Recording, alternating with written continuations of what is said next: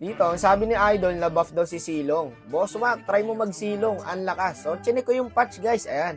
So, ngayon po, magsisilong tayo kasi hindi mo malalaman hanggat hindi mo susubukan. Tapos dito, pag pick ko ng silong, trinastok ako. Ano to? Papansin? Kaka dito sana ako kaso ang lala eh. Nagsilong ang bigyan mo. Anong ingay pa sa labas? Tawad! We are the children. Haters ng silong, 5 piso pang bigay sa bata, wala. O, ayan, maya-maya, first blood siya. Ngayon yung natatrastok guys, yung Lunox. Ipapakita natin ngayon sa kanya na hindi basta-basta ang silong ngayon. Katapat ko pa nito boy, alis. Yung sakit nga ng pagkakabuff dito guys. Mas mararamdaman mo yung pinagbago guys pag ginamit mo siya eh. Dito nagtawag na yung alis. Katriyin niya yan eh. Sabi niya, dalawin niyo ako boy. Sobrang lakas ng silong. Kaya nabigyan tayo. Pero pag dalawa lang kami boy, matik na yan. Nakainin ko yan kahit walang ligo. Tapos dito guys, tamo naman. Early pa lang, pinush ko na. Ngayon, yun ang tatrash talk sa akin, 0-2 na.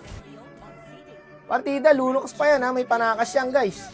Ang dami niya sinasabi kanina sa silong, tapos siya pala tong walang bitaw.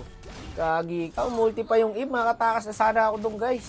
Palaga ko sana yung pakito dun eh, nakaramdam lang ako na may kasama eh. Ito malakas guys oh, yung arena namin. Clutch time, wala nang buhay, inubos pa niya. Maniac, sasabi niya hindi ata si Wak, hindi nabaog sa lane. Ano yun i-expect niya sa akin?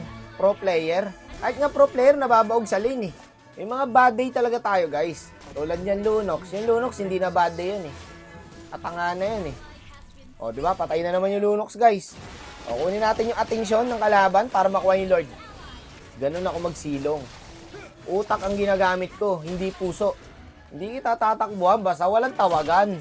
Yun ang hirap sa'yo eh. Palagan mo ko tas magtatawag ka. Ang pangit mo pala ka-lane eh. Okay, second Lord na yata to guys. Nakuha ng kalaban. Ang idol ko talaga magsilong si Inuyasha. Proper positioning lang yun eh. Ayan, tulad yan, no? Diba? Saglit lang pare, i-retail. Ito rin, sasaglit. Sisina lang natin yung Lunox, Swampor na. Wala talagang bitaw, boy. No? Lunox siya, guys. Siya dapat natutunaw sa kalaban. Pero siya ang natutunaw. Magic. Ito, napanood ko kay Inuyasha to eh. Pag lugi sa clash, mag-segway ka lang.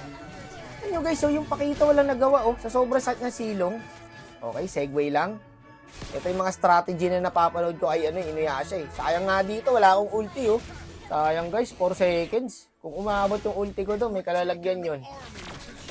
Teka, diskarte tayo boy. Okay lang, kahit nakuha nila ulit, ubusin na lang natin. Sabi ko sa'yo boy, basta inaabot na sundot, matik na yan boy. Ang sakit ng silong guys. Ayun lang. Patay pa sa Cyclops to eh. Kala ko mamatay ka pa sa Cyclops boss eh. Endable yata guys. Si Check na bahala dyan. Endable na guys. Kaya na ng Moskov to eh. Ayun na, gumit na sa 2 tower. Amuntikan pa oh. Back na boss, back na. Okay, reset na lang tayo guys. Segway tayo boy. Ang kaso, patay ulit yung Lunox. Patay yung Moskov. Ayun lang. Kailangan makapitas tayo.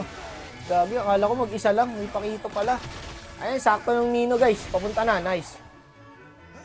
Okay na, pwede na matalo. Hindi mahirap tong laban na to guys. Hindi lang marunong yung mage namin. Ang ganda ng hero namin oh. Lunox Mino. Ina-underestimate niya yung silong kanina. Tapos siya naman pala tong Kangkarot. Pero okay lang, pinapatawad ko na siya. Masama po ang nakikipag-away. Check na lang natin yung ML niya guys. May certificate pa. Tanggalin mo na, hindi bagay sa laro mo.